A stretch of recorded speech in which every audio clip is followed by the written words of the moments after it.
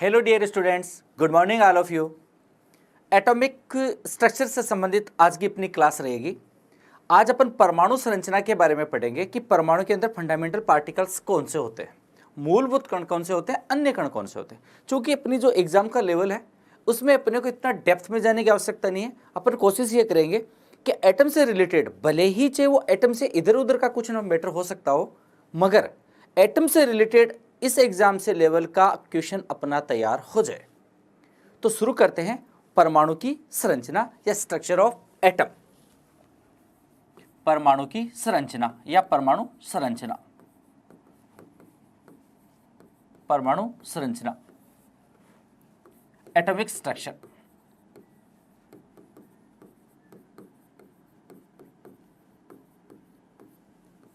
Atom होता क्या है कि कोई भी पदार्थ है या द्रव्य है या मैटर है, उसका संरचनात्मक इकाई या सबसे छोटा कण अपन ने क्या कहा था? परमाणु कहा था। मैटर का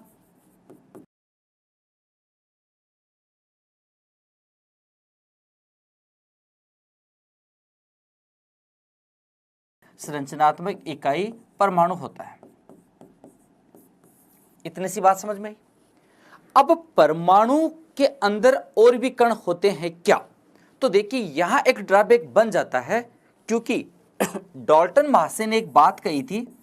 डाल्टन ने यह कहा था कि परमाणु है वो क्या होता है?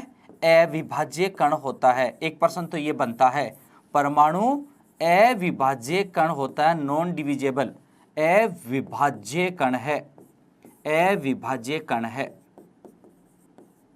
ओके, मगर जब आगे उन्नत अध्ययन हुआ और वहां यह पाया गया कि परमाणु है वो आगे विभाजित हो सकता है, परमाणु फर्दर डिविजिबल है, आगे विभाजित हो सकता है। तो देखिए परमाणु के अंदर विभाजन करने पर क्या क्या बनता है। तो देखिए लास्ट वाले टॉपिक को मैं मूल मुद्दे पे लाता हूं, उसके बाद इसके अंदर इसकी डिस्कवरी को खोजते हैं।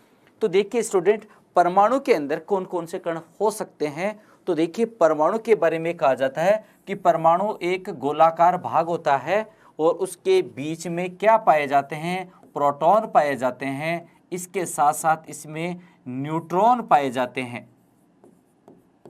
क्या क्या पाए जाते हैं? प्रोटॉन और न्यूट्रॉन तथा इलेक्ट्रॉन होते हैं, वो इसके चारों ओर चक्कर लगाते हुए पाए जाते हैं। इलेक्ट्रॉन चारों ओर चक्कर लगाते हुए पाए जाते हैं इस प्रकार से। और परमाणु का जो बीच में मैंने सफेद कलर का गोला बनाया, ये नाभिक कहलाता है और इस प्रकार से इसको दर्शाते हैं। और ये जो E- है इसको कहेंगे इलेक्ट्रॉन, इलेक्ट्रॉन। ठीक है, हालांकि इनको तो आप पढ़ने वाले हैं, मगर देखिए स्टूडेंट, अपने को तो अपने कंपटीशन एग्जाम में क्वेश्चन राइट जाना चाहिए। तो इसकी खोज से पहले ही मैं बता देता हूं, परमाणु के अंदर मुख्य रूप से 3 कण होते हैं। कौन कौन से कण होते हैं?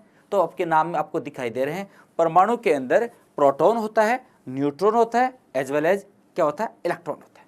तो देखो, एक तो इनकी स्थिति के प्रश्न अक्सर बनते हैं, प्रोटॉन और न्यूट्रॉन कहाँ पाए जाते हैं, इलेक्ट्रॉन कहाँ पाया जाता है।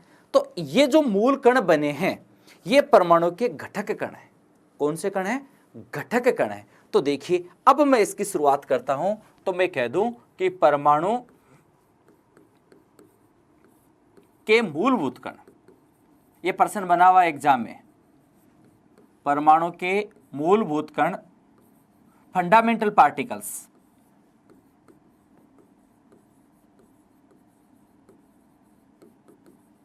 फंडामेंटल पार्टिकल्स,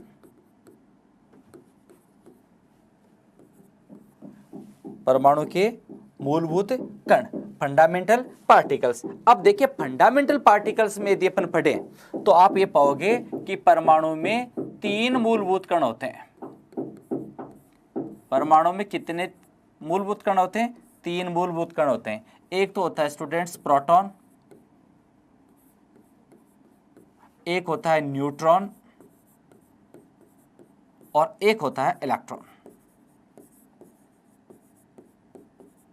इनके प्रतीक पढ़े तो इनके प्रतीक में प्रोटॉन P+ के द्वारा दर्शाया जाता है, न्यूट्रॉन N00 बोले थे, उदासीन प्रकृति का होता है, तभी तो इसकी खोज सबसे बाद में हुई थी। और इलेक्ट्रॉन है उसको E- के द्वारा दर्शाया। इनको डिटेल से पढ़ने वाले हैं कि इनकी उत्पत्ति कहाँ से हुई, कैसे हुई और इन पे आवेश कितना क्या होता है।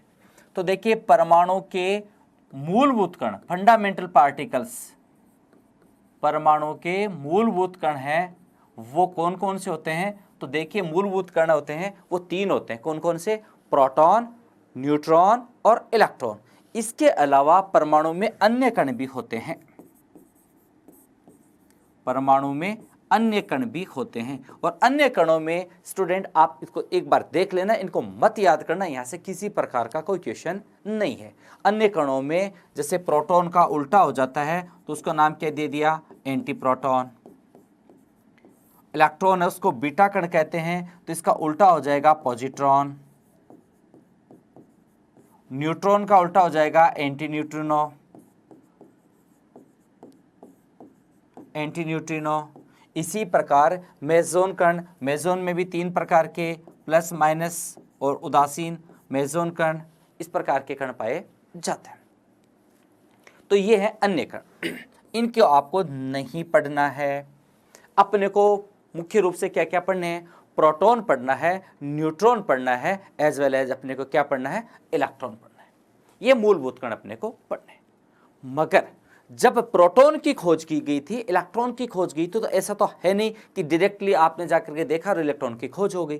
तो इलेक्ट्रॉन प्रोटॉन की खोज करने के लिए जो शुरू में प्रयोग अपनाए गए थे, उनमें से एक विद्युत विसर्जन नलिका का प्रयोग जरूर अवश्य पढ़ा जाता है। और वह 2 प्रकार की रेडिएशंस होती हैं, एक तो होती है कैथोड किरणें और एक होती है एनोड किरणें। इनका अध्ययन करना बहुत बेहद आवश्यक है। तो इनके मूलभूत कणों को अपन पढ़ें, उससे पहले अपने को इनकी ओरिजिन, उत्पत्ति कैसे हुई, कौन से माध्यम से हुई, वो पढ़ना आवश्यक है। तो दोबारा से सुनिए, आज के अपने स्टडी का पॉइंट ये रह रहा है कि अपन पढ़ रहे हैं प्रोटॉन के अंदर उपस्थित कण, यानी कि परमाणु के अंदर उपस्थित कण, या यूं कहें कि परमाणु की संरचना। तो एटम की स्ट्रक्चर में आप ये पाओगे कि परमाणु के अंदर मुख्य रूप से या मूलभूत रूप से कितने कण पाए जाते हैं? 3 कण पाए जाते हैं। कौन कौन से पाए जाते हैं? तो आप कहोगे प्रोटॉन पाया जाता है, न्यूट्रॉन पाया जाता है और क्या पाया जाता है? इलेक्ट्रॉन पाया जाता है। मैं पुनः दोहरा रहा हूं कि इनके एक स्थिति का प्रश्न बना हुआ है, तो ये दोनों मिलकर के तो परमाणु में कहां पाए जाते हैं? नाभिक में पाए जाते हैं। चूंकि इस पे 0 आवेश है, इस पे प्लस आवेश है, दोनों को जोड़ोगे तो प्लस का आवेश बनेगा, इसलिए इस पे क्या दिखा दिया? ये प्लस दिखा दिया। इस जगह पे कौन कौन पाए जाते हैं? देखो, प्लस से याद कर लेना, प्लस वाला कौन हो गया? प्रोटॉन। और इसके साथ ही 0 वाले से याद कर लेना, इसके साथ न्यूट्रॉन। तो प्रोटॉन और न्यूट्रॉन तो यहाँ नाभिक में पाए जाते हैं, और इलेक्ट्रॉन जो ऋणावेशित है उसके चारों ओर क्या करते हैं? चक्कर लगा रहे होते हैं। यहां तक ठीक? तो इनकी स्थिति पता चल गया आप लोगों को। इनके अलग से नाम भी दे देता है कि न्यूक्लियन क्या चीज है, नाभिक क्या चीज है, बाह्य क्षेत्र क्या चीज है, मगर इनको पढ़ेंगे। तो इनसे पहले इनकी उत्पत्ति कहां से हुई? तो आपको 2 प्रकार की किरणें पढ़नी पड़ेगी। अब 2 प्रकार की किरणों में सबसे पहले मैं किरण ले रहा हूं, वो है कैथोड किरणें।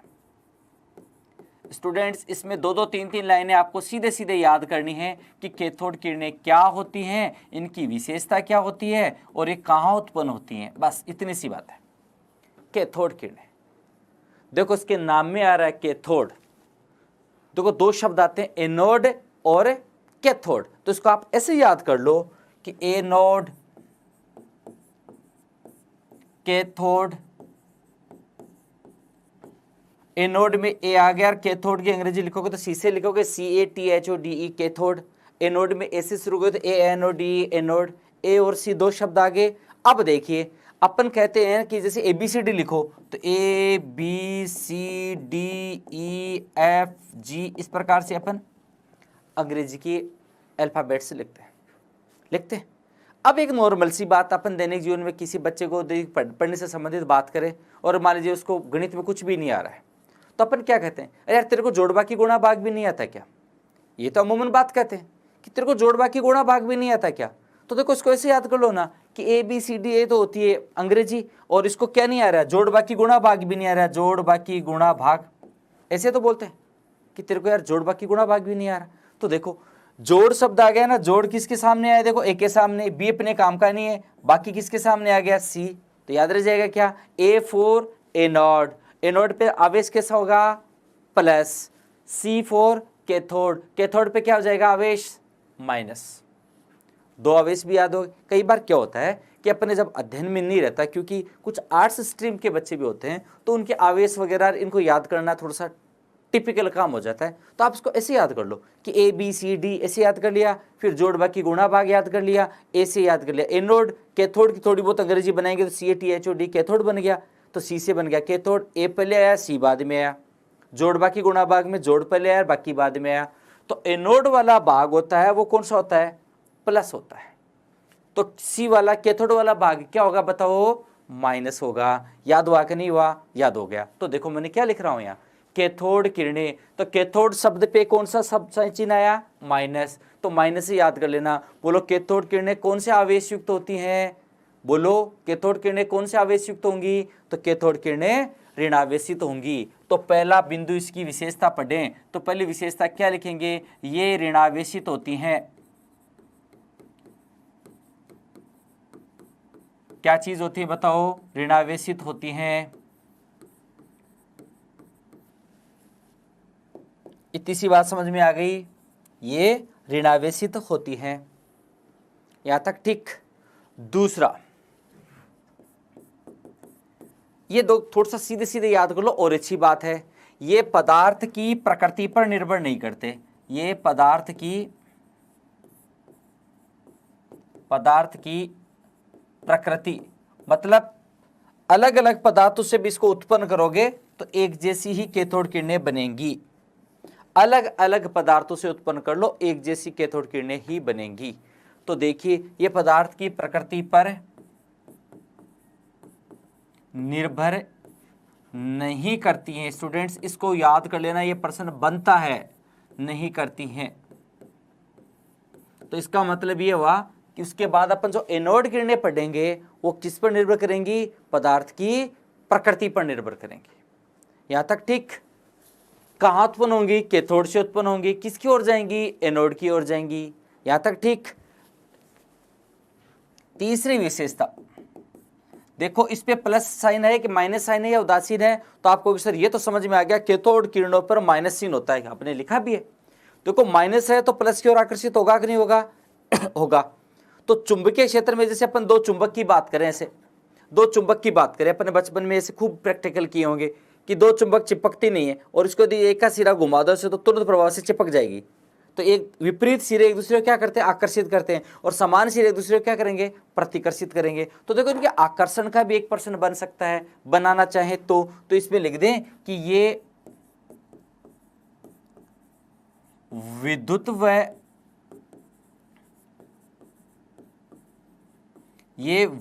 व चुंबकीय क्षेत्र द्वारा,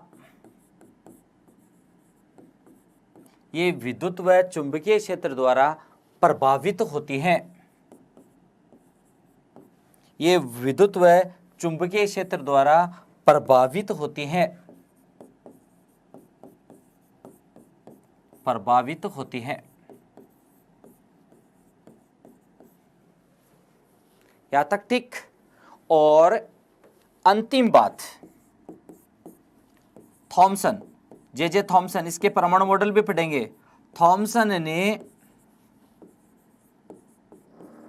कैथोड किरणों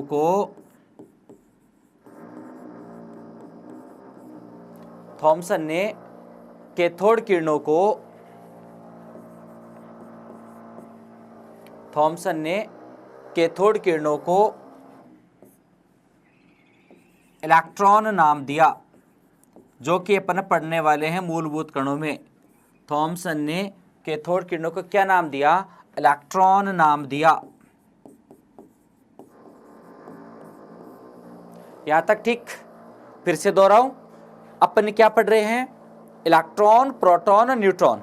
तो देखो इलेक्ट्रॉन को बनाना तो पड़ेगा ना, इलेक्ट्रॉन की उत्पत्ति तो करनी पड़ेगी। तो इलेक्ट्रॉन की उत्पत्ति देखो कहां से हो रही है, कैथोड किरणों से। कैथोड किरणें होती क्या है, हालांकि देखिए ये विद्युत विसर्जन नलिका में उत्पन्न होती हैं, न्यून दाब और उच्च ताप की स्थिति में उत्पन्न होती है, उच्च वोल्टता की स्थिति में उत्पन्न होती हैं। मगर वो उन चीजों पे एक बार मैं नहीं जाऊंगा, अपन टू द टॉपिक अपने जो सिलेबस के अकॉर्डिंग है उस पर चर्चा करें। तो देखिए सबसे इंपॉर्टेंट कैथोड किरणें, कैथोड सबसे इंपॉर्टेंट बात है आवेश याद करना। आपको आवेश याद कर लिया आपने, कैथोड किरणों पे कैसा आवेश होता है? ऋणावेश होता है। यहाँ तक ठीक। दूसरा, ये पदार्थ की प्रकृति पर निर्भर करती हैं। दो बात। तीसरी, यह विद्युत व चुंबकीय क्षेत्र द्वारा प्रभावित होती है। देखो विद्युत चुंबकीय क्षेत्र द्वारा प्रभावित होना क्या चीज है? देखो आपने कभी रेडियो टेक्नोलॉजी में यदि देखा हो तो ये रेडियो अपन जैसे कभी बजा रहे हो आपने कभी, हालांकि आज के युग में रेडियो एक प्रासंगिक सी बात हो गई है, फिर भी यदि आप रेडियो के संदर्भ में बात करो तो जैसे मान लीजिए आप रेडियो पे कुछ समाचार सुन रहे हो, रेडियो बज रहा है और अचानक से लाइट आ गई, लाइट गई हुई थी कमरे में और अचानक से लाइट आ गई, सारे स्विच ऑफ है, ना फैन चल रहा है, ना आपके कूलर चल रहा है, ना लाइट ऑन है, फिर भी आपको एहसास हो जाएगा कि लाइट आ गई। वो क्यों? क्योंकि जैसे ही बिजली या धारा का प्रवाह, धारा क्या चीज है? इलेक्ट्रॉन का प्रवाह है, आवेश का प्रवाह विद्युत धारा है। तो जब भी इलेक्ट्रॉन का प्रवाह हुआ, जाहिर सी बात है कैथोड किरणों का प्रवाह हुआ। तो कैथोड किरणों का प्रवाह हुआ तो उसके चारों ओर क्या बन गया? विद्युत और चुंबकीय क्षेत्र बन गया। जो आपके रेडियो के पास तरंगे आ रही थी उसके रिएक्शन कर रही है, उसमें बाधा डाल रही है, और बाधा डालने की वजह से रेडियो में जो आवाज आ रही थी, जो समाचार चल रहे थे, उसमें कटर पटर की सी ध्वनि उत्पन्न हो जाती है। वो विद्युत और चुंबकीय क्षेत्र बना है। समझ रहे हो मेरी बात? या आप हाई टेंशन लाइट, जो बहुत हाई वोल्टेज वाली लाइनें होती है, उसके पास जाके खड़े हो, वहां से अलग से आवाज मिलेगी आपको। वो क्या चीज और बन रहा है? विद्युत चुंबकीय क्षेत्र बन रहा है। तो ये विद्युत और चुंबकीय क्षेत्र द्वारा क्या होती है? प्रभावित होती है, क्योंकि उनसे तो उत्पन्न हो रहा है। इसके अलावा थॉमसन ने कैथोड किरणों को क्या नाम दिया? इलेक्ट्रॉन नाम दिया। यहां तक चलेगा? तो कैथोड किरणों के खोजकर्ता कौन है? यदि अलग से आपको याद करना पड़े तो याद रख लेना, हालांकि उतना इंपॉर्टेंट नहीं है। विलियम क्रुक्स, विलियम क्रुक्स व जे थॉमसन, जिसने इलेक्ट्रॉन नाम दिया था वही विलियम क्रुक्स व जे थॉमसन। क्लियर है स्टूडेंट? अब बात करते हैं अपन कैथोड किरणों के बाद बात करते हैं एनोड किरणों की। एनोड किरणें,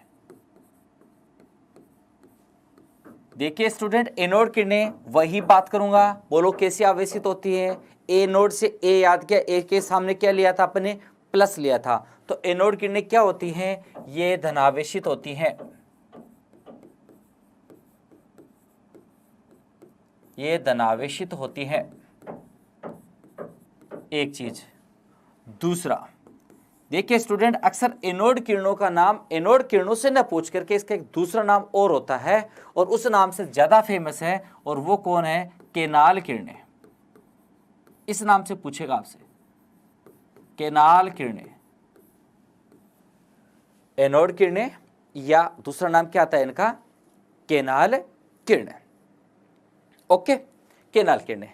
तो देखिए आपने क्या पढ़ा? ये धनावेशित होती हैं। दूसरा देखो उसमें अपने क्या पढ़ा? ये पदार्थ की प्रकृति पर निर्भर नहीं करती हैं। ये तो पढ़ा था, देखो जरा, ये पदार्थ की प्रकृति पर निर्भर नहीं करती हैं, ये तो पढ़ा था। और इसमें अपन क्या पढ़ेंगे बताओ? ये पदार्थ की प्रकृति पर निर्भर करती है। तो केनाल किरणें या एनोड किरणें, एनोड किरणें पदार्थ की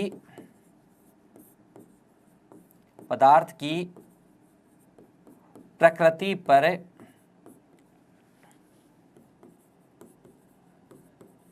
निर्भर करती हैं।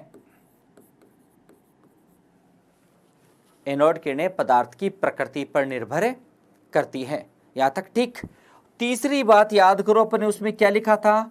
ये विद्युत व चुंबकीय क्षेत्र द्वारा प्रभावित होती हैं। तो ध्यान रहे, वो ऋणावेशित थी, ये क्या चीज है? धनावेशित। आवेशित कण होगा वो विद्युत और चुंबकीय क्षेत्र द्वारा प्रभावित होगा ही होगा। तो बताओ इसके बारे में भी लिख दें, ये विद्युत व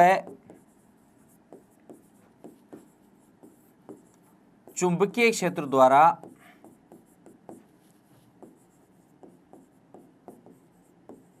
प्रभावित होती हैं, प्रभावित होती हैं। ये विद्युत व चुंबकीय क्षेत्र द्वारा क्या होते हैं? प्रभावित होती हैं। और इनको अब क्या कहेंगे? इनको धनावेशित किरणें। इन वाले पार्ले पार्ट को, जैसे हाइड्रोजन के संदर्भ में बात की जाए तो उसका यदि इलेक्ट्रॉन निकल जाए तो शेष बचा हुआ भाग वो क्या कहलाएगा? प्रोटॉन होगा। शेष बचा हुआ भाग क्या होगा? प्रोटॉन होगा। मगर आप इसके लिए 2-3 बातें यही याद रखना कि एक तो ये पदार्थ की प्रकृति पर निर्भर करती हैं, वो पदार्थ की प्रकृति पर निर्भर नहीं करती हैं। ये विद्युत क्षेत्र द्वारा प्रभावित होती हैं, वो भी विद्युत क्षेत्र द्वारा प्रभावित होती हैं। यहाँ तक ठीक? ये धनावेशित होती हैं, वो क्या चीज़ होती है? ऋणावेशित होती हैं। एनोड किरणों का एक नाम और भी दिया जाता है, और वो नाम क्या दिया जाता है? केनाल किरणें नाम दिया जाता है।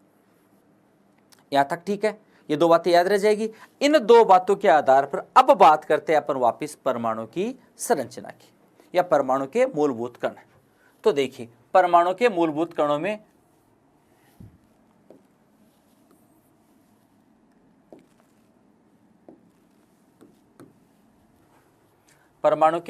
कणों में सबसे पहला कण लेंगे अपन इलेक्ट्रॉन। परमाणु के मूलभूत कण और फंडामेंटल पार्टिकल्स में सबसे पहला ले रहे हैं इलेक्ट्रॉन।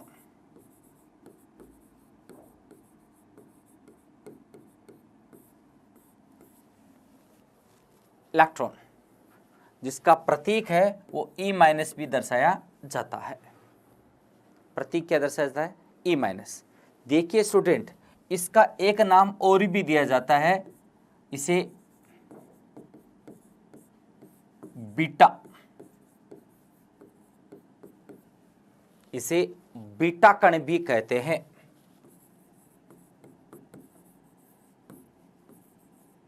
इसे बीटा कण भी कहते हैं।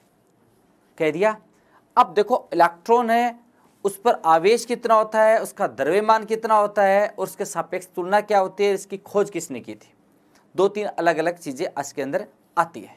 तो देखिए, इलेक्ट्रॉन की खोज किसने की?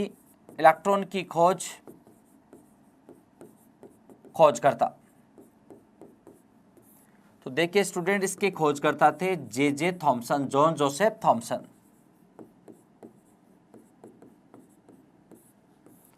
ठीक है। इलेक्ट्रॉन पर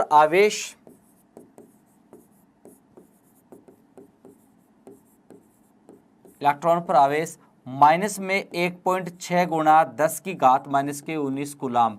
स्टूडेंट, ये डाटा आज आपको याद करने ही पड़ेंगे। 1.6 का ध्यान रखना, इधर इस माइनस का ध्यान रखना, और इधर 10 की घात -19 कूलाम का ध्यान रखना। इलेक्ट्रॉन पे आवेश कितना होता है? इलेक्ट्रॉन पर आवेश होता है 1.6 गुणा 10 की घात -19 कूलाम, वो भी कौन से? माइनस वाले। एक चीज। नेक्स्ट, इसकी बात करें तो इलेक्ट्रॉन का द्रव्यमान,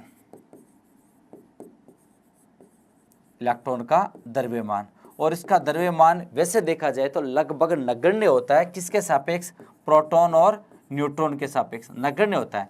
फिर भी अपने को इसके डाटा देवे तो अपने को डाटा आज लिखने पड़ेंगे, और इसका द्रव्यमान होता है 9.1 गुणा 10 की घात -31 kg। ये देखिए, ग्रामों में पढ़ोगे तो यहाँ -28 आ जाएगा। 9.1 गुणा 10 की घात -31 kg। ये किसका द्रव्यमान होता है? इलेक्ट्रॉन का द्रव्यमान होता है। और एक बात इसमें और याद कर लेना, रीडिंग लगा लेना इसका, कि प्रोटॉन के सापेक्ष द्रव्यमान, या इसको मैं से लिख दूं, प्रोटॉन के सापेक्ष मतलब प्रोटॉन इससे कितना गुना भारी होता है, तो प्रोटॉन के सापेक्ष यदि इसका द्रव्यमान पढ़ा जाता है, अक्सर ये प्रश्न बनता है, प्रोटॉन के सापेक्ष द्रव्यमान, तो प्रोटॉन के सापेक्ष द्रव्यमान वो 1/1837 गुना होता है। यानी कि इलेक्ट्रॉन से प्रोटॉन 1837 गुना भारी होता है। या इलेक्ट्रॉन के द्रव्यमान लाओगे तो इसमें 11837 का भाग दे दो, आपको इलेक्ट्रॉन का द्रव्यमान प्राप्त हो जाएगा। ये 2-3 इसकी अलग अलग बातें हैं। तो देखो, इलेक्ट्रॉन की खोज किसने की थी? जे थॉमसन ने की थी। तो इसमें देखो 2 बातें तो आपको आनी चाहिए, एक तो ये और एक ही है। इलेक्ट्रॉन की खोज किसने की? जे थॉमसन ने की। इस पर आवेश माइनस में 1.6 गुणा 10 की घात -19 का कूलाम्ब होता है। अब देखो, ऐसे ही अपन प्रोटॉन की खोज पढ़ेंगे और ऐसे ही अपन पढ़ेंगे न्यूट्रॉन की। तो क्यों ना इनको एक इंडेक्स में और एक चार्ट के माध्यम से पढ़ा जाए, तो आपके बेहद इजी तरीके से, और इसको बार बार रीडिंग लगाना, रटना मत, इस चीज़ को बार बार रीडिंग लगाना, इजी गोइंग आपकी याद हो जाएगी, और इससे संबंधित क्या प्रश्न बना हुआ है और क्या बन सकता है वो आपको मैं स्लाइड के माध्यम से सॉल्व कराऊंगा। तो देखिए, इसके अंदर अब मैं इनको तीनों को कॉमन ले लेता हूं, परमाणु के मूलभूत कणों में,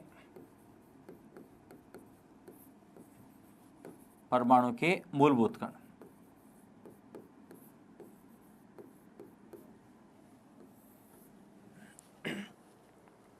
इधर पहला ले लेता हूं इलेक्ट्रॉन,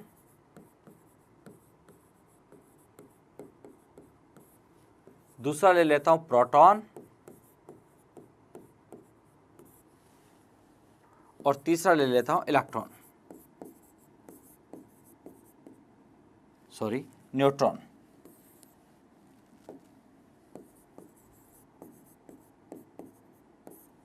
न्यूट्रॉन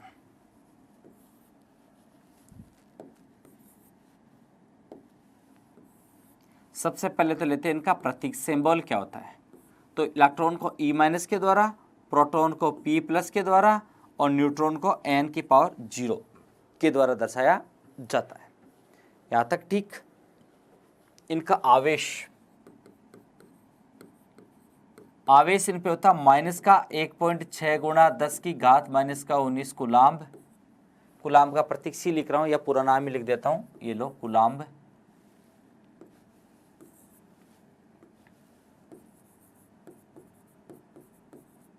कूलाम्ब, ओके।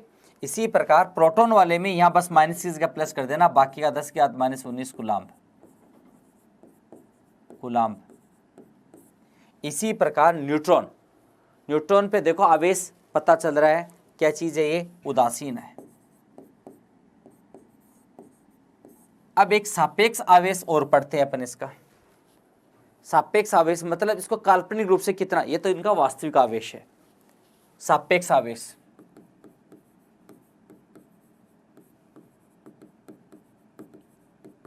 सापेक्ष आवेश में इसको -1 मानते हैं, इसको +1 मानते हैं और इसको क्या मानते हैं, 0। मगर सापेक्ष आवेश का कोई प्रश्न बनने की संभावना नहीं है। बात करें इनके द्रव्यमान की, द्रव्यमान में देखना इलेक्ट्रॉन का द्रव्यमान है वो 9.1 गुणा 10⁻31 kg होता है। इनका द्रव्यमान होता है प्रोटॉन का 1.672 गुणा 10⁻⁻27 kg, और इसका होता है 1.674 गुणा 10⁻⁻27 kg। और स्टूडेंट 1% इनका बनता है कि जो इलेक्ट्रॉन का द्रव्यमान है, प्रोटॉन का द्रव्यमान है और न्यूट्रॉन का द्रव्यमान है, इन तीनों में से सबसे भारी कौन सा है, इनमें सबसे भारी कण कौन सा है। तो देखो अक्सर स्टूडेंट यहां गलती ये कर जाते हैं कि देखिए यहां पर इसको, इन घात को तो देखते नहीं है और इस बल संख्या को देखते हैं। देखो 9.1, 1.6 और 1.6, तो भारी कौन सा लगा, 9.1, और इलेक्ट्रॉन को भारी करके आ जाता है। एक्चुअली इलेक्ट्रॉन भारी नहीं है। क्यों नहीं है, तो इसको देखो एक दूसरी स्लाइड पे लेकर के फिर आपको मैं समझाता हूं कि इलेक्ट्रॉन भारी क्यों नहीं है। देखिए इलेक्ट्रॉन का वजन आपने बताया या आपने ज्ञात किया 9.1 गुणा 10⁻31 kg, यहां तक ठीक है। प्रोटॉन का भी अपने ज्ञात किया कितना, 1.672 गुणा 10⁻⁻27 kg। अब गलती तो ये तो कर रहे थे ना कि भाई ये 9.1 दिख रहा है तो ज्यादा भारी दिख रहा है, 9.1 और ये 1.6। ये जब तुलना करोगे, जब इधर वालों की घात समान हो, इसके 10⁻27 है, इसके 10⁻31 है, घात इक्वल कर दो, उसके बाद आपस में तुलना कर लेना, कब छोटा बड़ा पता चल जाएगा। अब देखो इस 10⁻31 को आप 10⁻27 करोगे ना,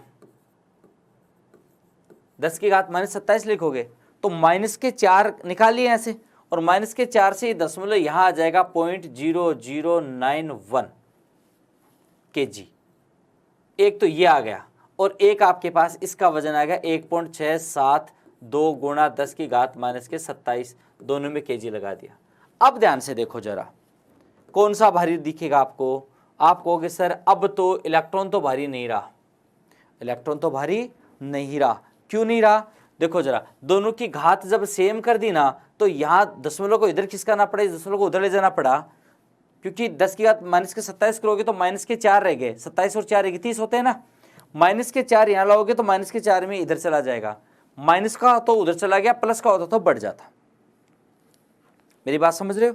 अब देखिए 9.1 गुणा 10 की घात माइनस 31 था, 1.6 गुणा 10 की घात माइनस के 27 है। यहां से सीधा तुलना नहीं करोगे, इतना याद रखना आपको। तो क्या करोगे, पहले घात इक्वल करोगे, तो घात इसकी माइनस की 27 है, इसकी माइनस की 31 है। माइनस की 31 को माइनस की 27 में कन्वर्ट किया। देखो कैसे, ऐसे करते हैं, मैं थोड़ा सा बता दूं, हालांकि ज्यादा समझना नहीं है, फिर भी यदि आप पढ़ना चाहो या समझना चाहो तो इसको ऐसे याद कर सकते हो। माइनस का 31 है, इसको बोलो मैं ऐसे लिख सकता हूं ना, 9.1 गुणा 10 की घात माइनस के 27 गुणा 10 की घात माइनस के 4। अब कुछ स्टूडेंट ये सोचेंगे सर ये कैसे किया? ये गणितीय रूप होता है, जब आधार समान हो ना, नीचे 10-10 हो, तो घात आपस में क्या हो जाती है, जुड़ जाती है। ये गणित का नियम है कि जैसे आपने कहीं पढ़ा होगा a की पावर n गुणा b की पावर m, तो क्या हो जाएगा, ए बी की पावर क्या हो जाएगा, n प्लस m हो जाता है। मतलब जब आधार समान हो, a और b इक्वल है, तो इनकी पावर क्या हो जाएंगी, जुड़ जाएंगी। अब वापिस देखिए, इन दोनों में 10 और 10 नीचे है, तो ऊपर जोड़ोगे -27 और -4, तो वापस क्या हो गए, -31 हो गए। अब 10 की घात 27 को तो मैंने रख दिया, 10 की घात -4 को मैं 0.0001 ऐसे लिख सकता हूं। अब इसको इससे गुणा करोगे तो दशमलव कहाँ आ जाएगा, इधर चला जाएगा। दशमलव ये यहां से 1 2 3 एक बिंदु और आगे आएगा, यहां आएगा, इतना इधर खिसक जाएगा। भाई 4 अंक तो किसका करना पड़ेगा, 10 की घात 4 है, तो यहां दशमलव था, तो 1 2 3 4 दशमलव यहां लग जाएगा। 0.000 3 बार 091, ये स्थिति हो जाएगी। तो देखो यहां आपने एक चीज, यहां से एक चीज व्यक्त कर दी कि इन इलेक्ट्रॉन और प्रोटॉन में से भारी कौन हो गया, प्रोटॉन भारी हो गया। ओके, और फिर भी ये बात किसी के भाई मैथमेटिक कैलकुलेशन है, नहीं समझ में आई तो टेंशन लेने की आवश्यकता नहीं है। आप उसको ऐसे याद कर लेना कि प्रोटॉन, न्यूट्रॉन और इलेक्ट्रॉन, इन तीनों में से जो सबसे भारी है वो तो देखो 1.6 इसके साथ है, इसके साथ, इसके 2 और इसके क्या आ गए 4, तो प्रोटॉन से भारी कौन हो गया, न्यूट्रॉन। तो इसके वजन का क्रम कहीं नोट कर लेना कि सबसे भारी कौन होता है, न्यूट्रॉन, उसके बाद प्रोटॉन, और सबसे हल्का कौन, इलेक्ट्रॉन। तभी तो देखो मैंने कहा था कि इलेक्ट्रॉन का द्रव्यमान क्या माना जाता है, नगण्य, क्योंकि इनके मुकाबले इनका द्रव्यमान बहुत ज्यादा होता है। यहां तक चलेगा। नेक्स्ट, खोजकर्ता, इसका प्रश्न बनता है आपके एग्जाम में, खोजकर्ता का प्रश्न बनता है स्टूडेंट्स, याद रखोगे ही रखोगे। तो आपको अक्सर इसमें हम क्या क्या याद रखेंगे, एक तो खोजकर्ता तो डेफिनेट याद रखोगे, इसके अलावा दूसरा प्रश्न यहां से इसके आंकड़े मत याद करना, आंकड़े मत याद करना, यहां क्या याद करोगे, तुलना याद करना कि द्रव्यमान में तीनों में से भारी कौन, तो तीनों में से भारी कौन, न्यूट्रॉन। न्यूट्रॉन ये सबसे ज्यादा भारी है, उसके बाद प्रोटॉन हल्का है, सबसे हल्का कौन, इलेक्ट्रॉन। याद रह जाएगा, 3 कण होते हैं, प्रोटॉन, न्यूट्रॉन और इलेक्ट्रॉन, तो तीनों में से द्रव्यमान किसका ज्यादा, न्यूट्रॉन का ज्यादा, उससे कम किसका, प्रोटॉन का, उससे कम किसका, इलेक्ट्रॉन का। क्लियर है बात? अब आगे देखिए इनके खोजकर्ता, तो इसके खोजकर्ता थे थॉमसन, इलेक्ट्रॉन के खोजकर्ता कौन है, जे थॉमसन। यहां तक ठीक। अब देखो प्रोटॉन से याद करो, तो प्रोटॉन में देखो पी शब्द लिखा हुआ है ना, पी से याद कर लेना, प्योर चीज, शुद्ध चीज। देखो प्योर क्या चीज होती है, प्योर का मतलब शुद्ध, और शुद्ध यदि को आभूषण की बात की जाए तो शुद्ध आभूषण मतलब किसके बारे में कहा जाता है, सोने के बारे में कहा जाता है, गोल्ड के बारे में कहा जाता है कि गोल्ड कैसा, एकदम प्योर गोल्ड है, खरा सोना है, ये तो बात करते हैं। तो देखो पी से याद कर लेना, पी से प्योर गोल्ड है, और गोल्ड से याद हो जाएगा गोल्डस्टीन, गोल्ड से याद कर लेना कौन होता है, गोल्डस्टीन। यहां तक ठीक। और उसके बाद न्यूट्रॉन, न्यूट्रॉन की खोज की थी जेम्स चैडविक ने, न्यूट्रॉन की खोज किसने की, जेम्स चैडविक ने। तो देखो अब आपको इसमें फिर से कह रहा हूं, आपके एग्जाम के लिए सबसे इंपॉर्टेंट प्रश्न कौन कौन से हैं, तो एक तो इलेक्ट्रॉन, प्रोटॉन, न्यूट्रॉन परमाणु के कौन से हैं, मूलभूत कण होते हैं, यह प्रश्न पूछा हुआ है। प्रोटॉन, न्यूट्रॉन और इलेक्ट्रॉन परमाणु के मूलभूत कण होते हैं, और इनमें से कौन सा कहां स्थित होता है वो भी याद रखना। प्रोटॉन और न्यूट्रॉन ये तो दोनों मिलकर के परमाणु के नाभिक में पाए जाते हैं, और इलेक्ट्रॉन इनके चारों ओर क्या करते हैं, चक्कर लगाते हैं। ये स्थिति जरूर याद करोगे। 2 बात, तीसरा क्या याद करना है, द्रव्यमान। तो द्रव्यमान में इतना याद करना है, न्यूट्रॉन सबसे भारी होता है, उससे हल्का प्रोटॉन होता है, और उससे हल्का कौन होता है, इलेक्ट्रॉन होता है। इलेक्ट्रॉन का द्रव्यमान इन दोनों की तुलना में नगण्य होता है। और फिर भी यदि तुलना करो तो प्रोटॉन का 1/1837वां भाग होता है, इतना कम होता है, 1/1837वां भाग होता है। खोजकर्ता थॉमसन, गोल्डस्टीन और चैडविक। याद रह जाएगा इतनी सी चीजें। और अब आवेश में देखें तो देखो, इलेक्ट्रॉन पे आवेश कौन सा है, ऋणात्मक आवेश है, और प्रोटॉन पे कैसा आवेश है, धनात्मक है, और न्यूट्रॉन कैसा है, उदासीन है। यहां तक याद रह जाएगी बात। अब यहां तक बात आपकी याद रह जाती है, तो अब अपन बात करते हैं इनकी स्थिति कि जो अपरमाणु कण या फंडामेंटल पार्टिकल्स है वो परमाणु में कहां कहां पाए जाते हैं। तो सुनिए,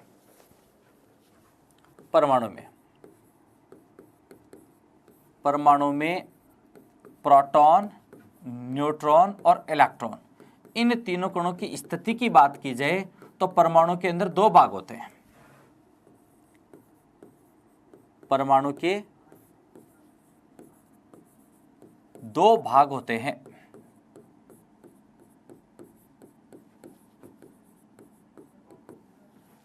कौन कौन से दो भाग होते हैं, तो देखो, परमाणु में एक तो होता है नाभिक, और एक परमाणु के चारों ओर ये बाह्य भाग।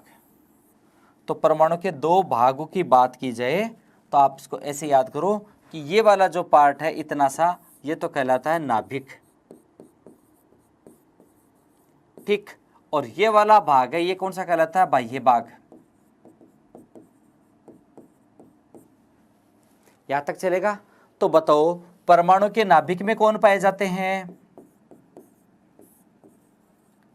परमाणु के नाभिक में। तो परमाणु के नाभिक में आप कहोगे सर हमें पता है परमाणु के नाभिक में कौन कौन सी चीजें पाई जाएंगी, 1 और 2। परमाणु के नाभिक में क्या क्या चीज पाई जाती है, प्रोटॉन और न्यूट्रॉन, जो यहां पाए जाते हैं। तो परमाणु के नाभिक में क्या क्या पाए जाएंगे, प्रोटॉन पाया जाएगा, वह न्यूट्रॉन पाया जाएगा। याद रह जाएगा स्टूडेंट्स, परमाणु के नाभिक में क्या पाया जाता है, प्रोटॉन व न्यूट्रॉन। और इसका एक नाम और भी दिया जाता है, ये दोनों को सामूहिक से मिला करके इसका नाम होता है न्यूक्लियॉन। न्यूक्लियॉन क्या कहते हैं इसको, न्यूक्लियॉन भी कहते हैं। मगर ये एक बार के लिए इतना ही, आप तो इतना याद रख लो, परमाणु के नाभिक में क्या पाए जाते हैं, प्रोटॉन और न्यूट्रॉन। और परमाणु के बाहरी भाग में, परमाणु के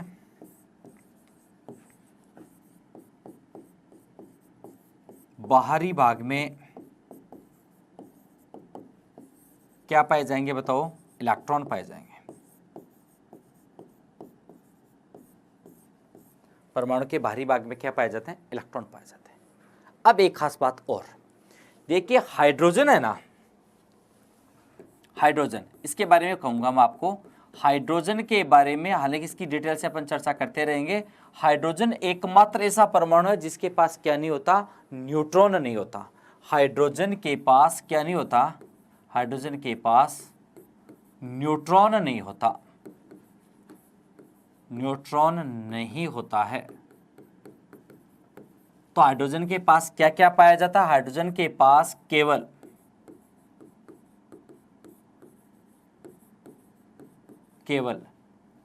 प्रोटॉन, वो भी कितना, एक प्रोटॉन प्लस एक इलेक्ट्रॉन होता है बस, ठीक। एक प्रोटॉन होता है और एक इलेक्ट्रॉन होता है। इसके अलावा एक चीज और याद रखना, H को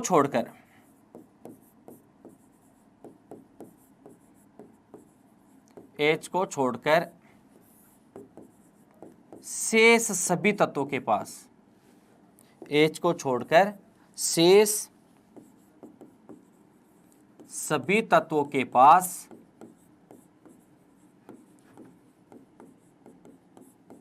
H को छोड़कर शेष सभी तत्वों के पास प्रोटॉन, न्यूट्रॉन और इलेक्ट्रॉन पाए जाते हैं, ये तीनों कण पाए जाते हैं, और ये तीनों हैं, तब परमाणु कैसा रहेगा? वो परमाणु रहेगा उदासीन। कैसा रहेगा? उदासीन। तो उदासीन परमाणु के पास क्या क्या चीजें होती हैं? प्रोटॉन होता है, न्यूट्रॉन होता है और इलेक्ट्रॉन होता है। और इन दोनों में से ये दोनों हैं, ये तो कहाँ पाए जाते हैं? नाभिक में। और इलेक्ट्रॉन कहाँ पाया जाता है? बाहरी भाग में पाया जाता है। तो परमाणु के फंडामेंटल पार्टिकल का टॉपिक कंप्लीट, अच्छे से समझ में आ गया। बताओ परमाणु के पास मूलभूत कण कौन होते हैं? कितने होते हैं? 3 होते हैं। कौन कौन से होते हैं? प्रोटॉन होता है, न्यूट्रॉन होता है और इलेक्ट्रॉन होता है। तीनों में से भारी कौन? न्यूट्रॉन सबसे भारी, उससे हल्का प्रोटॉन, सबसे हल्का इलेक्ट्रॉन। इलेक्ट्रॉन कितना हल्का? प्रोटॉन से 101/1837 भाग जितना हल्का। मतलब 1 में 1837 का भाग दे दो, जो मान है ना उतना हल्का। दो बातें, खोजकर्ता की बात होगी। प्रोटॉन, न्यूट्रॉन, इलेक्ट्रॉन में से कहाँ कहाँ पाए जाते हैं परमाणु में? प्रोटॉन और न्यूट्रॉन नाभिक में, इलेक्ट्रॉन चारों ओर चक्कर लगाते हैं। प्रोटॉन और न्यूट्रॉन जो नाभिक में पाए जाते हैं उसका एक नया नाम और दे दिया गया है, न्यूक्लियॉन। क्या नाम दे दिया गया? इसका नाम न्यूक्लियॉन नाम दे दिया गया है। यहां तक डन। मेरे हिसाब से इसमें कोई कमी नहीं रहनी चाहिए, आप याद रख लोगे। अब इससे संबंधित किस प्रकार के प्रश्न बन सकते हैं और किस प्रकार के प्रश्न बनने चाहिए, उनकी अपन चर्चा करते हैं। तो लीजिए एक स्लाइड के माध्यम से इसके क्वेश्चंस देखते हैं और इनके प्रश्न को देखें स्लाइड के माध्यम से। तो देखो पहला प्रश्न करो जरा सोल्व। एक उदासीन परमाणु, उदासीन वो होता है जिस पर ना तो धनावेश हो और ना ऋणावेश हो। एक उदासीन परमाणु, देखो परमाणु क्रमांक कितना? 1 से ज्यादा। देखो एक बड़ी चिन्ह का मतलब होता है परमाणु क्रमांक 1 से ज्यादा। 1 से ज्यादा इसलिए दिया है क्योंकि एक परमाणु क्रमांक वाला कौन होता है? हाइड्रोजन होता है। और हाइड्रोजन के बारे में आपका पढ़ा हुआ है, हाइड्रोजन के पास क्या नहीं होता? न्यूट्रॉन नहीं होता। यदि हाइड्रोजन के पास न्यूट्रॉन होता तो ये 1 से ज्यादा वाली बात ही नहीं आती। ठीक, तो पर एक उदासीन परमाणु बना होता है, बोलो केवल प्रोटॉन से मिलकर के बना हुआ होता है क्या? नहीं, गलत बात। न्यूट्रॉन और प्रोटॉन से मिलकर बना होता है? गलत बात। न्यूट्रॉन और इलेक्ट्रॉन से मिलकर बना होता है? नहीं, न्यूट्रॉन, प्रोटॉन और इलेक्ट्रॉन। तो बोलो राइट ऑप्शन कौन सा हो जाएगा? चौथा राइट ऑप्शन हो जाएगा। मैं बार बार फिर निवेदन कर रहा हूं, इनको ऐसे भी याद कर लेना कि प्रोटॉन और न्यूट्रॉन दोनों मिलकर के कहां पाए जाते हैं? परमाणु के नाभिक में पाए जाते हैं, न्यूक्लियॉन का निर्माण करते हैं। और इसके चारों ओर बाहरी भाग में कौन पाए जाते हैं? इलेक्ट्रॉन पाए जाते हैं। तभी तो देखो परमाणु का नाभिक क्या हो गया? धनावेशित होता है और इलेक्ट्रॉन चारों ओर ऋणावेशित। तो जितना प्लस होगा उतना ये माइनस, तो परमाणु क्या हो जाएगा? उदासीन हो जाएगा।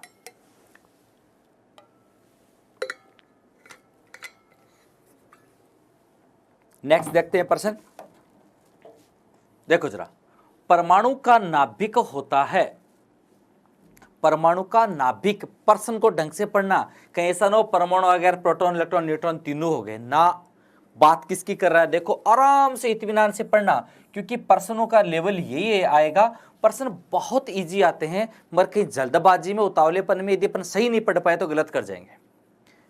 परमाणु की बात तो कर रहा है, परमाणु के साथ किसकी बात कर रहा है? नाभिक।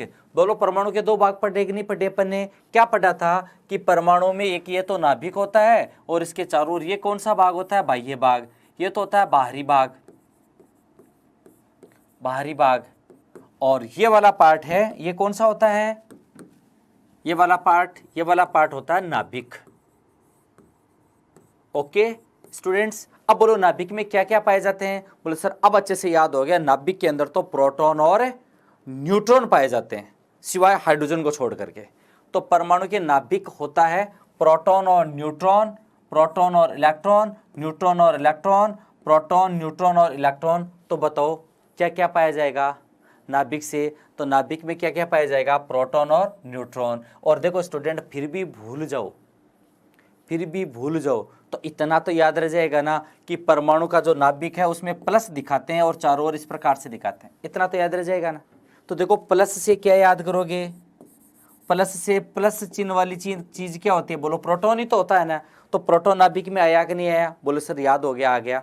दूसरा देखो नाभिक में न शब्द आया कि नहीं आया? आया। न से क्या याद कर लेना? न्यूट्रॉन याद कर लेना। तो नाभिक अपने आप ही सब कुछ बता गया। परमाणु का नाभिक, जैसे अपने शरीर पे नाभिक कहाँ होती है? सेंटर में होती है। तो परमाणु का नाभिक कहाँ है? बीच में है। नाभिक पे अपन चिन्ह लगाते हैं प्लस, प्लस से याद हो गया प्रोटॉन है, तभी तो प्लस आया। पे प्रोटॉन धनावेशित होता है, प्लस आ गया। और नाभिक में ना आ रहा है तो वो चीज क्या है, न्यूट्रॉन है, न्यूट्रॉन भी साथ भेज दो। तो देखो कौन कौन हो गए, न्यूट्रॉन और प्रोटॉन। राइट ऑप्शन कौन सा हो जाएगा, पहला राइट ऑप्शन हो जाएगा। यहां तक ठीक। नेक्स्ट प्रश्न देखते हैं। नाभिक का आकार होता है, नाभिक का आकार होता है, ये अच्छा प्रश्न आ रहा है, याद देखो थोड़ा सा इस पे यूं समझना, ये मात्रक जरूर देखना, मीटर वाला ये जरूर देखना। देखो परमाणु के अंदर दो चीज होती हैं, परमाणु का ये तो हो गया नाभिक, और ये होते हैं इसके ऊर्जा स्तर। तो एक चीज तो ये बताओ, परमाणु का नाभिक छोटा होता है या संपूर्ण परमाणु छोटा होता है? तो आप कहोगे सर नाभिक ही छोटा होता है, नाभिक तो इतना सर, परमाणु इतना बड़ा है। ठीक, नाभिक तो इतना सर, परमाणु इतना बड़ा होता है। एक चीज तो ये याद रखना। एक चीज देखो, अमूमन ये स्टूडेंट यहाँ गलती कर जाते हैं, यहाँ मैं चलो सीधा भी बता सकता हूँ, मगर अपन को सीधा नहीं पढ़ना, अपन को समझना है। देखो 10 की घात 4 ये बड़ा है या 10 की घात 8 बड़ा है? दोनों में से बड़ी राशि कौन सी है बताओ? तो आप कहोगे सर 10 की घात 8 है, ये तो बड़ी है, और ये राशि कौन सी है, छोटी है। ओके, अब मैं वही दूसरी बात कर रहा हूं, 10 की घात -4 और 10 की घात -8, इनमें से अब बड़ी कौन सी है? तो सुनो, जो राशि माइनस में जितनी बड़ी होगी वो वास्तव में उतनी क्या होगी, छोटी। उल्टा हो गया सारा मामला, ये इससे उल्टा वाक नहीं हुआ, तो बड़ा उल्टा क्या हो जाएगा, छोटा, और छोटे का उल्टा क्या हो जाएगा, बड़ा। तो 10 की घात -4 ये तो है बड़ी राशि, और ये कौन सी है, छोटी राशि। याद रह जाएगी इतनी सी बात। माइनस में कोई राशि आपको बड़ी दिखाई दे, वो वास्तव में क्या है, बहुत छोटी है। यहां तक ठीक। अब देखो परमाणु में या तो नाभिक का प्रश्न पूछा, दो प्रश्न बनते हैं, यहाँ नाभिक का आकार है और परमाणु का आकार है। हालांकि ये आपके रदरफोर्ड मॉडल आएंगे, वहां अपन इसको पढ़ेंगे। परमाणु का आकार का टॉपिक है, रदरफोर्ड मॉडल परमाणु के मॉडल्स हैं आपके सिलेबस में, वहां अपन पढ़ेंगे। फिर भी ये प्रश्न आ गया तो यही कवर कर लेते। परमाणु का आकार भी पूछता है, तो देखो दो बात है, एक तो होता है 10 की घात -10 मीटर का, और एक होता है 10 की घात -15 मीटर का। अब ये आपको याद करना है, क्योंकि ये फिर कंफ्यूजन हो जाएगी आपके, 10 की घात -10 मीटर का और 10 की घात -15 मीटर का। बताओ इनमें से परमाणु का आकार तो दोनों में से कौन सा होगा, नाभिक का कौन सा होगा? तो गलती मत कर जाना, पहले देखो चिन्ह कौन सा, माइनस का है ना। माइनस में मैंने क्या कहा था, जो राशि बड़ी होती है वो क्या होती है, छोटी होती है। तो इन दोनों में से पहले देखो छोटा मान किन का है, तो आप कहोगे सर 10 की घात -15 ये तो है छोटा, और ये कौन सा मान है, बड़ा। इतना सा याद हो गया क्या? बोले सर याद हो गया। अब सुनो, परमाणु बड़ा या नाभिक बड़ा? ये तो संपूर्ण परमाणु और ये नाभिक, बोलो बड़ा कौन? तो आप कहोगे सर बड़ा तो परमाणु ही है। परमाणु बड़ा है, मान कौन सा बड़ा दोनों में से? तो ये आकार तो होता है परमाणु का, और ये आकार किसका होगा बताओ, नाभिक का। परमाणु का आकार कितना, 10 की घात -10 मीटर, और नाभिक का कितना, 10 की घात -15 मीटर। कुछ स्टूडेंट्स अब कंफ्यूजन करेंगे, मैं फिर कह रहा हूं कि वो तो 10 की घात -15 छोटा कैसे हुआ, माइनस में 15 है। देखो मैंने यहां समझाया आपको, 10 की घात +4, 10 की घात +8, बड़ी कौन सी है, 8 बड़ी है। मगर इनका उल्टा कर दूं भाई, 4 का उल्टा -4, 8 का उल्टा -8, तो उल्टा कर दो तो मान भी तो उल्टे हो गए ना। छोटे का उल्टा क्या होता है, बड़ा, और बड़े का उल्टा क्या होता है, छोटा। तो आप तो इतना याद कर लो कि माइनस में जो मान बड़ा दिखता है वो वास्तव में क्या होता है, छोटा होता है। तो इन दोनों में से छोटा कौन, 10 की घात -15, और बड़ा कौन, 10 की घात -10। परमाणु बड़ा है, नाभिक बड़ा? बोले परमाणु बड़ा, परमाणु के अंदर नाभिक होता है, तो नाभिक छोटा, छोटे के साथ छोटा। तो राइट ऑप्शन कौन सा हो जाएगा बताओ, ये हो जाएगा 10 की घात -15 मीटर। कभी कभी ये सेंटीमीटर में भी दे देता है, तो यहां 8 हो जाएगा और यहां हो जाएगा 13। ओके, मीटर का सेंटीमीटर में मोस्टली आपको मीटर में ही मिलेगा, तो ऐसे ही याद करो। नेक्स्ट प्रश्न देखते हैं। न्यूट्रॉन की खोज किसने की? न्यूट्रॉन की खोज किसने की? तो देखो न्यूट्रॉन की खोज जेम्स चैडविक ने की है, तो मिल गया राइट ऑप्शन। विलियम कुक्स ने किसकी खोज की थी? विद्युत विसर्जन लिखा या कैथोड किरणों में, याद करो कैथोड किरणों विलियम कुक्स आया था। इसके बाद जे थॉमसन ने किसकी खोज की थी? इलेक्ट्रॉन की खोज की थी। तो इनका योगदान तो किसमें था? कैथोड किरणों में। कैथोड किरणों में जे थॉमसन ने किसकी खोज की थी? इलेक्ट्रॉन की। और रदरफोर्ड ने किसकी खोज की थी? तो यहां रदरफोर्ड मॉडल पढ़ाऊंगा तब फिर से पढ़ा दूंगा। रदरफोर्ड ने, याद रख लेना, परमाणु में नाभिक की खोज की थी। परमाणु में नाभिक की खोज, परमाणु में नाभिक की खोज की थी। किसने? रदरफोर्ड ने। परमाणु में नाभिक की खोज की थी। यहां तक ठीक। जेम्स चैडविक ने किसकी खोज की थी? न्यूट्रॉन की। विलियम क्रुक्स ने कैथोड किरणों की। जे थॉमसन ने इलेक्ट्रॉन की। रदरफोर्ड ने परमाणु के नाभिक की। और चौथे एक ऑप्शन 7 की और पढ़ लो, किसको बुला दिया? गोल्डस्टीन को। गोल्ड का मतलब क्या होता है? सोना। और सोना कैसा होना चाहिए? शुद्ध होना चाहिए, प्योर होना चाहिए, प्योर गोल्ड। प्योर से क्या याद कर लोगे? प्रोटॉन। तो गोल्डस्टीन ने किसकी खोज की थी? प्रोटॉन की खोज की थी। ठीक है स्टूडेंट, याद रह जाएगा। नेक्स्ट देखते हैं, डाल्टन के परमाणु सिद्धांत के अनुसार। अब देखो, डाल्टन का परमाणु सिद्धांत ये कहता है परमाणु अविभाज्य कण होता है और इसको दूसरे पदार्थों में नहीं बदला जा सकता, या इनको सूक्ष्म कणों को आगे विभाजित नहीं किया जा सकता, ये डाल्टन कहता है। डाल्टन के परमाणु सिद्धांत के अनुसार खतन है कौन सा? वो भी देखो असत्य खतन। बात सत्य की नहीं कर रहा है, असत्य खतन की कर रहा है। प्रश्न पढ़ने में भी देखो कितना शानदार है ये। परमाणु अविभाज्य कण है। ये बात तो सही है, डाल्टन ने कही थी ये बात कि परमाणु क्या होता है? अविभाज्य होता है, आगे जाके नहीं टूटता है। अभी अपने चर्चा की थी आज के सेशन में। ये क्या कह रहे हैं? डाल्टन के अनुसार असत्य है, ये तो सत्य है, जबकि वो क्या कर रहा है? असत्य ढूंढना है अपने को। तो ये बात नहीं बैठ रही। रासायनिक अभिक्रिया में परमाणु केवल पुनर्व्यवस्थित किए जा सकते हैं, ये बात कही थी। परमाणु न तो उत्पन्न किया जा सकता और न ही नष्ट किया जा सकता, ये एक रूप से दूसरे रूप में बदला जा सकता है। ये बात भी सही बात है। तो दोनों कथन क्या है? सही है। मगर पूछ क्या रहा है? असत्य। तो देखिए, दोनों न तो अ होगा और न ही ब होगा। राइट ऑप्शन कौन सा होगा? ये देखिए, कथन सही है मगर पूछ क्या रहा है? गलत कथन पूछ रहा है। तो ये तो दोनों सही है, गलत नहीं है। तो ना तो ए ऑप्शन सही है और ना ही ब ऑप्शन सही है इसके कथन के अनुसार। तो समझ गए मेरी बात? लीजिए नेक्स्ट प्रश्न देखते हैं। निम्न में से परमाणु का मूलभूत कण नहीं है। ये आपके लेवल के एग्जाम के प्रश्न है। निम्न में से परमाणु का मूलभूत कण नहीं है, ये आपके एग्जाम के पैटर्न का सा प्रश्न है। देखिए, इलेक्ट्रॉन फंडामेंटल पार्टिकल होता है, परमाणु के बाहरी भाग में पाया जाता है।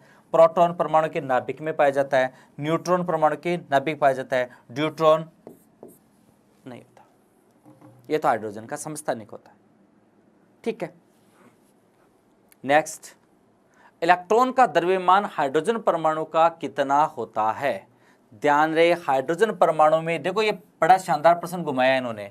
हाइड्रोजन परमाणु में देखो न्यूट्रॉन नहीं होता, तो हाइड्रोजन परमाणु में केवल और केवल क्या होता है? प्रोटॉन होता है। केवल और केवल क्या होता है? प्रोटॉन होता है। और प्रोटॉन के बारे में मैंने भी कहा था कि इलेक्ट्रॉन का द्रव्यमान प्रोटॉन के द्रव्यमान से 1/1837 गुणा होता है। बात हुई थी। तो देखो, इसने वहां घुमा कर किस में ले लिया? हाइड्रोजन परमाणु। तो हाइड्रोजन के पास न्यूट्रॉन होता ही नहीं, तो हाइड्रोजन में है क्या चीज? प्रोटॉन ही था। प्रोटॉन के सापेक्ष देखना है। तो देखिए, 1/1837, 1837, 10/1880, 9/1837, तो 1/1837वां भाग होता है, क्योंकि इलेक्ट्रॉन का द्रव्यमान लगभग नगण्य होता है। नेक्स्ट, प्रोटॉन की खोज किसने की थी? चर्चा हो चुकी है। प्रोटॉन की खोज किसने की थी? गोल्डस्टीन ने की थी। गोल्डस्टीन ने की थी। जेम्स चैडविक ने न्यूट्रॉन की खोज की थी और थॉमसन ने किसकी खोज की थी? इलेक्ट्रॉन की खोज की थी। नील्स बोर, ये तो एक परमाणु का मॉडल है जो परमाणु के चारों ओर, नाभिक के चारों इलेक्ट्रॉन की व्यवस्था को बताया था।